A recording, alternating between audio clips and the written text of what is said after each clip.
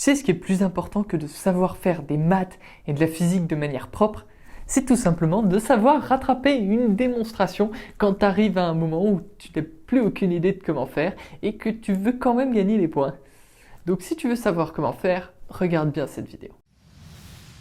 Par récurrence évidente. Quand tu arrives devant une question qui est trop compliquée, que tu n'arriveras probablement pas à résoudre et que tu n'as pas envie de particulièrement réfléchir à cette question, la meilleure solution, s'il y a des entiers dans cette question, c'est de dire que par récurrence évidente, on a le résultat.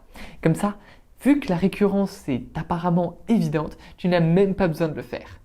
Et bien sûr, quand tu arrives devant une question où la récurrence est vraiment évidente et que c'est tout simple, là bien sûr il faut que tu fasses la récurrence pour essayer de gagner du temps pendant ta colle et surtout pour montrer au colleur que tu es vraiment bien capable de faire une récurrence toute simple.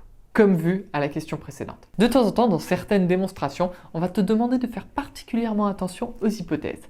Et là, dans ce cas, il n'y a rien de plus simple que de dire, comme vu dans la question précédente, on a vu que les hypothèses étaient validées. Et comme ça, tu évites d'avoir à vérifier toutes les hypothèses que tu ne connais probablement pas parce que, bien sûr, personne n'apprend jamais la partie hypothèse dans les théorèmes. C'est trivial. Si jamais à un moment dans une démonstration, tu remarques qu'il y a certaines parties dont tu n'es pas sûr et que tu préférerais éviter, eh bien, il te suffit de dire que ces parties sont triviales et que tu passes directement au résultat pour ne pas perdre de temps parce que ce serait mieux que tu t'intéresses sur des choses plus intéressantes que cette partie triviale que tu n'as pas du tout envie de faire. Comme ça, en plus, le colleur qui lui fait particulièrement attention aux endroits où il y a des pièges ne va pas du tout voir que tu passes ce piège juste en disant que c'était trivial. 42.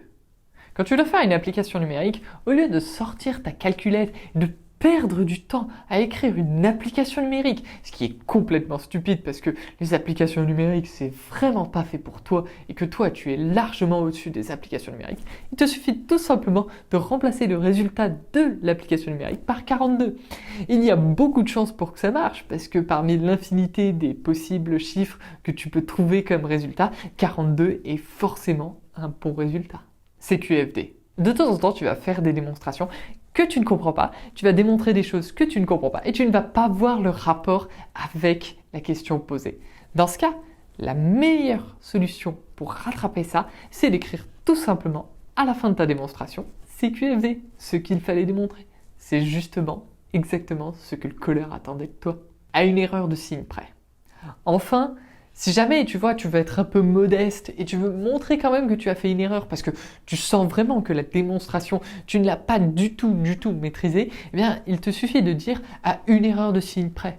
En plus, ça permet de montrer à quel point tu te fiches complètement du signe et donc que tu n'as aucun respect pour ça. Et donc, si le colleur t'enlève des points à cause de cette erreur de signe, c'est vraiment que il est mauvais lui-même parce qu'il met de l'attention sur des signes moins qui toi, tu t'en fiches complètement. Combiner tout ça. Enfin, si tu tombes vraiment sur une démonstration qui a l'air vraiment très difficile, tu peux combiner toutes ces astuces pour réussir à faire la démonstration la meilleure possible. Il te suffit de dire que c'est trivial. Par récurrence évidente, tu tombes sur 42 à une erreur de signe près. C'est QFD.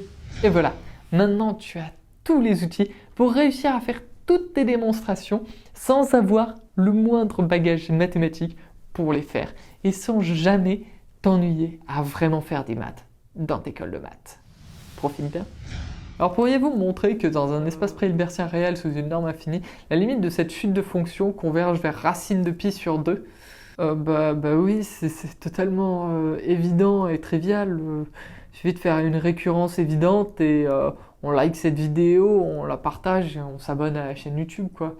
Ça devrait être la bonne réponse.